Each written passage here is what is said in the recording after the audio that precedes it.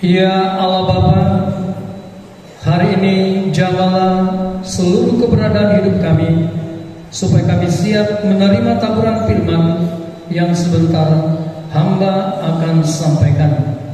Bekerjalah sebelum hamba menyampaikan firman ini, supaya hati, pikiran, seluruh keberadaan hidup kami diisi oleh kasih dan kebenaran-Mu, sehingga setiap firman yang ditaburkan itu tumbuh dan akhirnya berbuah di dalam kehidupan kami sehari-hari. Terima kasih Bapak, kami siap dalam nama Tuhan Yesus. Haleluya, amin. Bangunlah kebiasaan berterima kasih. Amanginah, dalam hidup ini kita bisa melihat fenomena yang terjadi di dalam hidup ini. Kata terima kasih ini kadang dianggap sepele. Ucapan terima kasih kadang dianggap itu tidak berarti, atau ya nggak perlulah diucapkan. Kita akan belajar kenapa sih kita harus berterima kasih, betapa pentingkah terima kasih itu dalam hidup kita. Kalau dikatakan berterima kasih berarti apa? Seseorang merespon dengan baik akan sesuatu yang dikerjakan atau diterima dia, yaitu kebaikan, pertolongan, baik itu oleh Tuhan maupun oleh sesama kita. Yang sering menjadi masalah, kita berpikir kita kan cukup berterima kasih kepada Tuhan, kan Tuhan yang memiliki segalanya, Tuhan yang memberi. Sehingga apa? Seringkali kita berpikir, ada orang-orang yang berpikir gak perlu berterima kasih kepada manusia. Ini adalah konsep yang keliru. Pada hari-hari itu Hizkia jatuh sakit sehingga hampir mati. Ia berdoa kepada Tuhan, dan Tuhan berfirman kepadanya dan memberikannya suatu tanda ajaib. Amanginam, kalau kita perhatikan di dalam Yesaya 38 kita akan bisa melihat Tuhan berkata, sampaikanlah pesan-pesan terakhirmu, sebab engkau akan mati dan tidak sembuh lagi. Ini sudah dinyatakan oleh Allah. Tetapi akhirnya ketika dia berdoa, menangis, merintih, dan datang sujud menyembah Tuhan, akhirnya Tuhan memberikan perpanjangan umur 15 tahun dan diberikan kesembuhan. Apa pentingnya sih kata terima kasih? Apakah ini begitu penting? Kita akan melihat, iya, kata terima kasih, ucapan terima kasih itu sangat penting. Nah, perhatikan, terima kasih. Jadi jangan berpikir terima kasih ini, mau lihat tidak? Saya, bukan itu maksudnya. Mengerti ya? Terima kasih, kata syukur yang kita ucapkan kepada Tuhan dan orang lain, itu bukan sekedar ucapan bibir. Mengerti? Ya. Itu adalah sikap hati yang kita sampaikan kepada Tuhan dan manusia. Nah, sederhana makna, orang yang berterima kasih kepada Tuhan, dia akan menghormati Tuhan.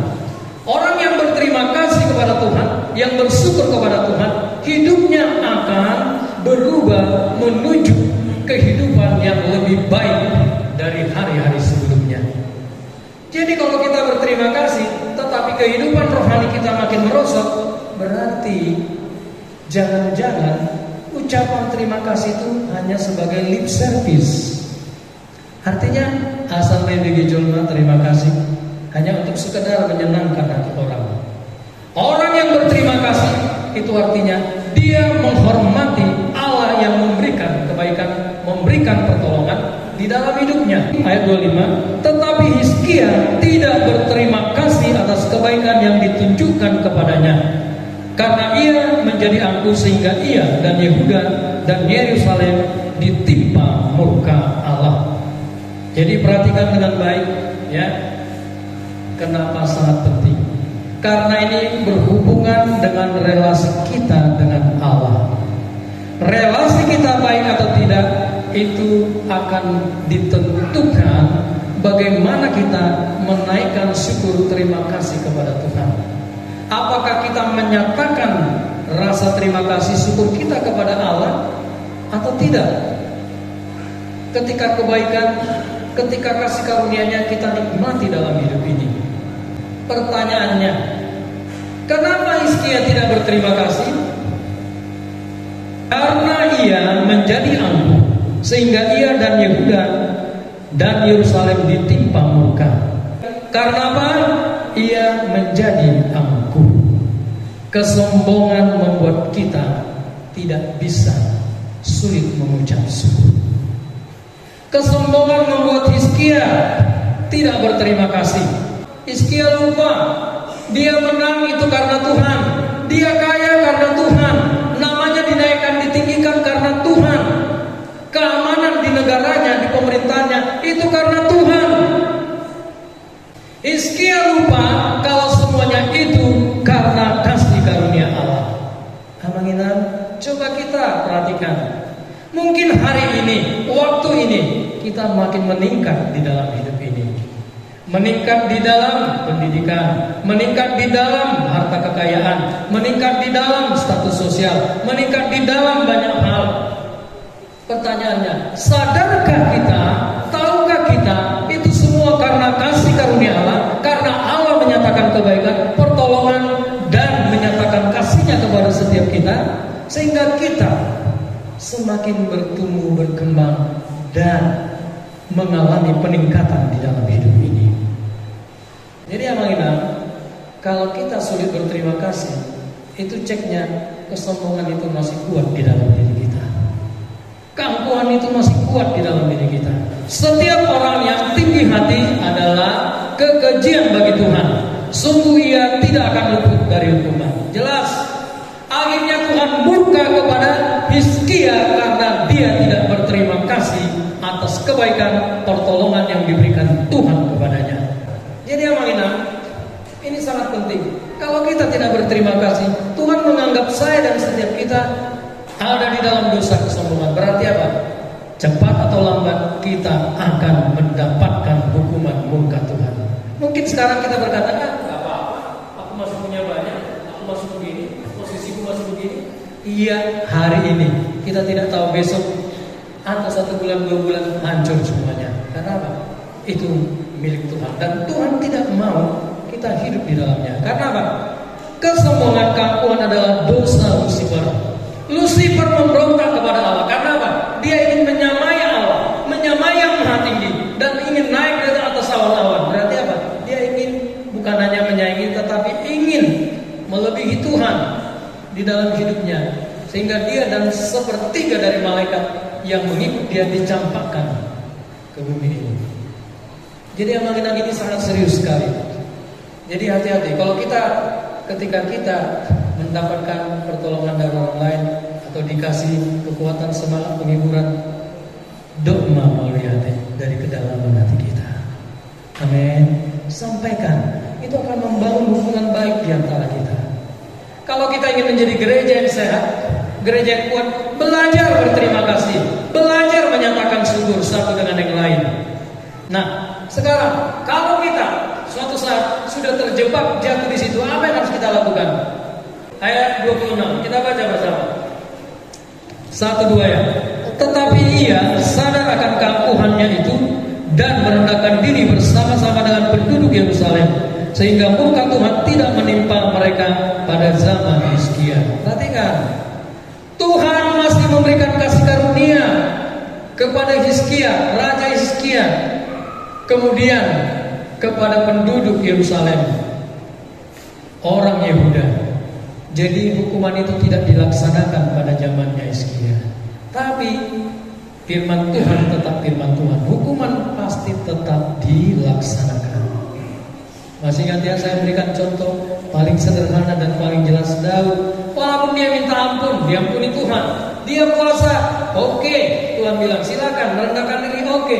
Tetapi jangan pernah berpikir kalau kita sudah jatuh di dalam keangkuhan, kesombongan, hadis dan bemai lupa Tuhan. Tidak, Tuhan akan menghajar saya, menghajar setiap kita supaya kita bertobat. Amin. Hukum hukuman tetap dilaksanakan, tetapi kekuatan Allah akan diberikan supaya kita bisa menanggung dan melewati itu, dan akhirnya kita hidup di dalam pengucapan syukur. Kita hidup, belajar hidup di dalam kerendahan hati. Kita sulit untuk sadar, manusia sulit. Oleh sebab itu apa? Kita butuh Tuhan untuk menyadarkan kita. Tapi kalau kita nggak mencari Tuhan, bagaimana bagaimana setiap kita yang jatuh di dalam kesombongan, kecongkakan, keangkuhan bisa sadar amanginah? Hizkia kenapa? Karena dia dari dulunya membangun hidup yang benar, pergaulan yang benar dengan Allah. Dia dekat, dia terkenal dengan kesalehannya. Sehingga apa? Ketika dia jatuh, dia lebih cepat untuk sadar karena Roh Kudus terus bekerja dalam hatinya. Yang kedua, merendahkan diri. Amen. Perhatikan di sini. Tetapi ia sadar akan keangkuhannya itu, dan ia merendahkan diri bersama-sama dengan penduduk Yerusalem. Perhatikan, merendahkan diri bersama-sama dengan penduduk Yerusalem artinya apa? Dia bukan hanya sadar, tetapi dia tahu hukuman ini diberikan Tuhan kepada saya, dan dampaknya kepada orang-orang yang saya pimpin. Saya ingin berkata, amanginang semua jemaat, mari mulai membangun hati yang mengucap syukur, hati yang berterima kasih, yang diwujudkan dengan ucapan dan tindakan kita. Tuhan, ini yang kami rindukan, berikan kami hati yang taat dan setia, kesadaran yang dalam akan hal-hal yang mungkin selama ini kami tidak anggap itu dosa, tetapi buatlah dosa jelas, dan makin jelas adalah dosa di dalam pandangan dan di hati kami, sehingga kami menghindari menjauh itu. Kalaupun sudah jatuh, kami sadar, kami merendahkan diri dan memohonkan belas kasihan-Mu. Terima kasih Bapa, sempurnakan hidup kami lewat kebenaran firman dan ibadah yang kami lakukan hari ini.